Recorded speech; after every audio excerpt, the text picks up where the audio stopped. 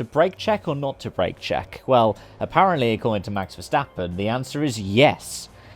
As he's ended up picking up 15 seconds worth of penalties during the Saudi Arabia Grand Prix. Hey there, folks, and welcome to this video. And what to say about that race? I mean, it really begs the question what to say when you think about the fact that Daniel Ricciardo started where he did, way down in P11, comes back to finish in 5th, and yet we're not talking about it.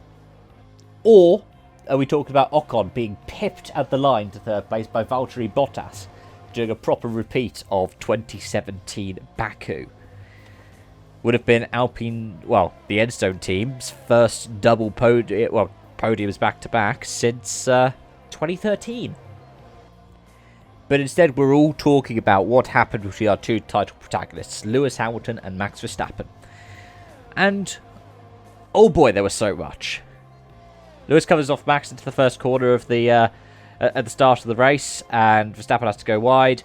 Then we get a red flag a few laps in, with it being Mercedes out in front, 1-2 for the early stage of it. Get a red flag for Schumacher's crash.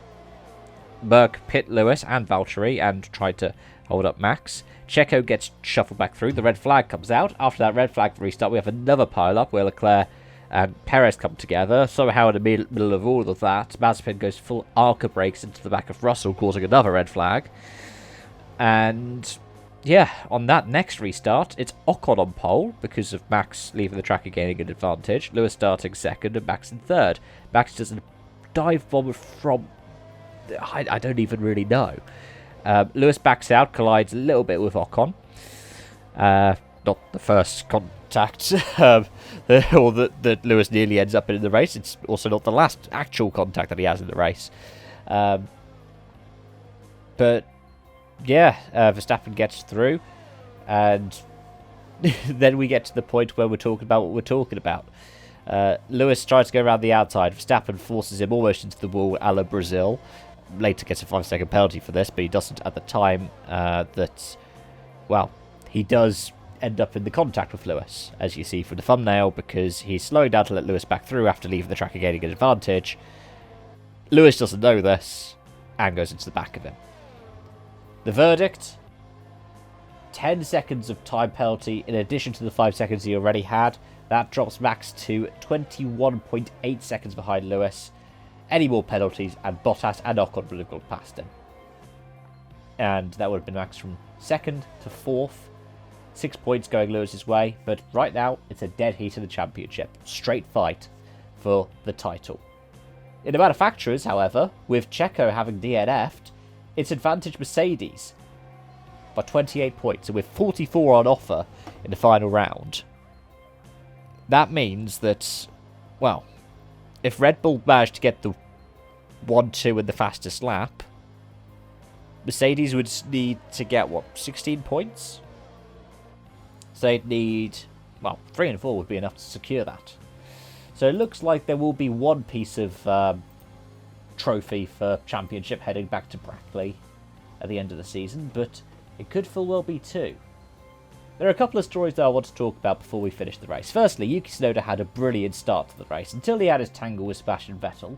And, of course, Vettel later had a tangle with Kimi Raikkonen. It looked like it was going to be a brilliant race for Yuki. He'd done really well in quali as well. So it's a bit gutting, to be honest, that we saw what ended up happening to him with all of the incidents. But yeah, we haven't talked really about Ricciardo coming from P11 to P5. Brilliant stuff for him. A weekend where Ferrari really ended up struggling. Though we expect them to be doing better on a street circuit given their precedent this season. Lando finished down in 10th. Unlucky weekend for the number 4 car. But as I want to wrap up this video, just want to say, yeah, that was quite an event. The track really didn't play to the weaknesses of the cars because they weren't really able to get through. It was a bit of a mess. I think that the first red flag was called way too late. It should have been called before we had the first lap under full safety car, so it was before any of those pitch stop shenanigans, because in my opinion they did the same thing they called the red flag sooner when Pourchaire went off yesterday in the F2 feature race. Well, not feature, sorry, F2 sprint. So they should have just followed that and called the red flag sooner. But at the end of the day, I think Verstappen's really shown, and Red Bull have really shown where their weaknesses are. And in a season where it really looked like they had the ability to do the double, and it was their title very much to lose going towards the halfway point, it looks like that they could do both. It's very likely they'll only do one, but there's every chance now, depending on what happens next weekend, the Red Bull come out of it with neither.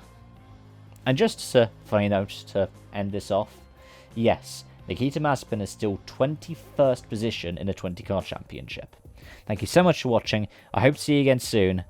Bye for now.